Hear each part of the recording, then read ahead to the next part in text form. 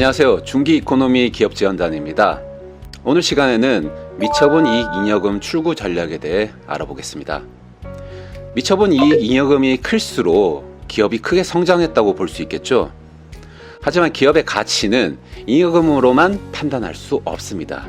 자본 항목이 높다면 주식 가치 평가가 높게 잡히고 이로 인해 주식 이동 시 세금 부담만 가중하죠. 이익잉여금은 매년 적절하게 배당으로 빼어 주주가 힘을 키워야 합니다. 기업이 힘들 때 누가 도와주나요? 바로 주주인 대표님 자신입니다. 이때 적절하게 얼마만큼 빼내야 종소세나 4대 보험에서 유리할까요? 이것을 알려드리는 게 저희의 일입니다. 가업 승계를 하려 해도 세금 문제가 생기고 폐업을 하려고 해도 잉여금으로 인해 문제가 생깁니다. 자, 시작에 앞서 미처분 이익잉여금은 미리 적정한 배당 등의 전략을 만들어 두어야 함을 다시 한번 말씀드립니다. 잉여금 해결에 다양한 방법들이 있지만 그중 세금 없이 해결할 수 있다고 알려져 있는 방법 3가지를 정리해 보겠습니다.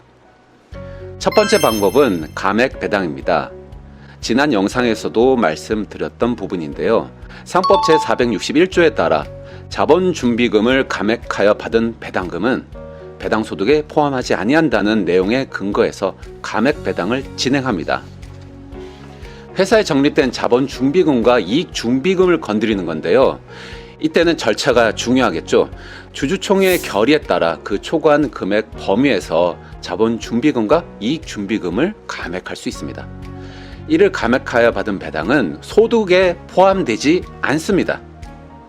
사실 자본잉여금은 배당의 재원이 될 수 없어요. 그럼 자본거래에 나온 이런 잉여금은 도대체 어디에 써야 하나? 자본 전입과 결성금 보전의 목적으로 사용돼야 합니다. 현금 배당에 사용되는 재원은 이익잉여금이기 때문입니다. 대신 적립한 자본준비금과 이익준비금의 총액이 자본금의 1.5배를 넘으면 상법에 따라서 그 초과한 금액 범위 내에서 자본준비금을 감액해 이익잉여금으로 전환할 수 있는 것이죠. 자본잉여금은 통상 주식 발행 초과금, 감자 차익, 기타 자본잉여금으로 구분합니다. 예를 들어 경영 성적이 좋은 회사, 매출이 많이 오른 회사가 증자를 위해서 신주를 발행할 때 액면 금액을 초과해서 할증 발행하게 되죠. 이 금액 초과 금액을 주발초라고 합니다. 몇 년 전 현대중공업 지주가 5조가 넘는 자본잉여금을 쌓아뒀었는데요. 그 중 2조 원을 이익잉여금을 전환을 해서 추진했던 일이 있습니다. 두 번째는 신자본환원입니다. 혹시 이익 소각에 대해서 들어보셨나요? 컨설팅에 가장 많이 사용된 방법이죠. 대표이사의 주식을 배우자에게 증여한 후 소각하는 방법으로 특히 배우자 공제 6억을 활용하여 세금 없는 잉여금 해결법이면서 법인 자금을 개인화할 수 있었습니다. 이런 자금으로 가지급금을 갚으신 분들도 꽤 많이 계셨을 텐데요. 큰 이슈였던 방법이면서 문제도 많이 발생했습니다. 과세당국에서 조사도 많이 했죠. 국세청에서는 이러한 배우자 이익 소각이 세금을 안 내기 위한 행위라고 보았기 때문입니다.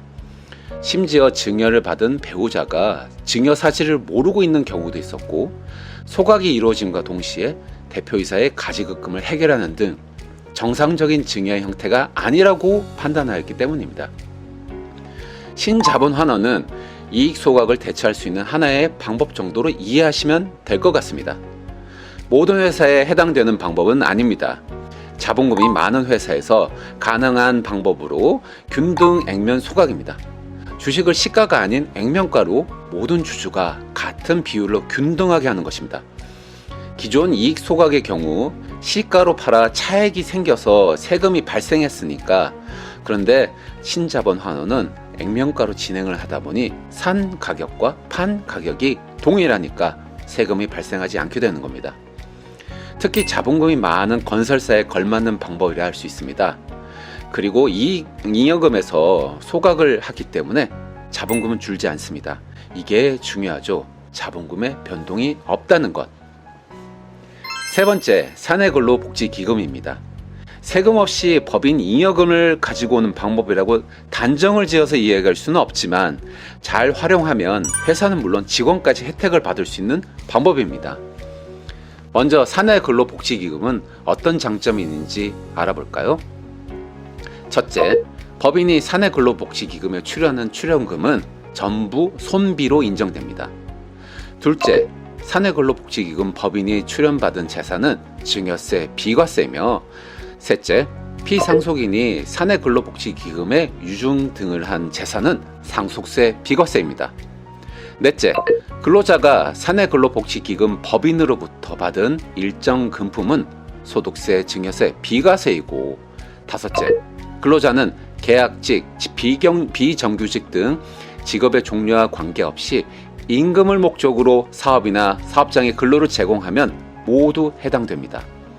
여섯째, 근로자는 근로소득 외에 추가적으로 장학금, 생활안정자금 대부, 주택구입 지원 등 복지 비용을 받을 수 있습니다. 또한 근로자뿐만 아니라 사회통념상 직계가족으로 인정되는 범위의 가족에 대한 의료비, 학자금, 경조사비 지급 등이 가능합니다. 이 6가지들은 사내근로복지기금의 몇 가지 내용을 간추려 본 것입니다. 해당 내용만 잘 살펴보아도 가업 승계 시 유리할 수 있는 것과 다양한 방법으로 활용할 수 있음을 짐작할 수 있습니다. 잘 모르시겠다고요? 연락을 주시면 대면 상담으로 자세히 설명드리겠습니다. 일반적으로 어떤 단체 등에 기부를 하게 되면 그것은 더 이상 나의 재산이 아니죠. 하지만 사내근로복지기금은 내가 출연해서 내 소유는 아닐 수 있으나 계속해서 영향력을 행사하면서 운영이나 의사결정을 할 수 있는 것입니다.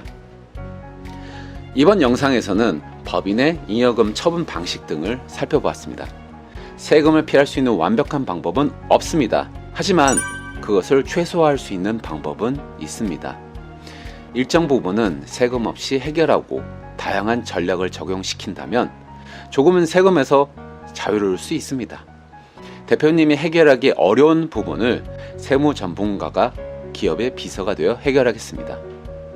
지금 기업에 잉여금 이슈가 있다면 중기이코노미 기업지원단으로 연락 주시기 바랍니다. 세무지원실, 세무전략실, 법무, 노무, 신탁지원실 등 중기이코노미 기업지원단 모든 분야의 전문가들이 성공적인 컨설팅을 시장해 드리겠습니다. 감사합니다.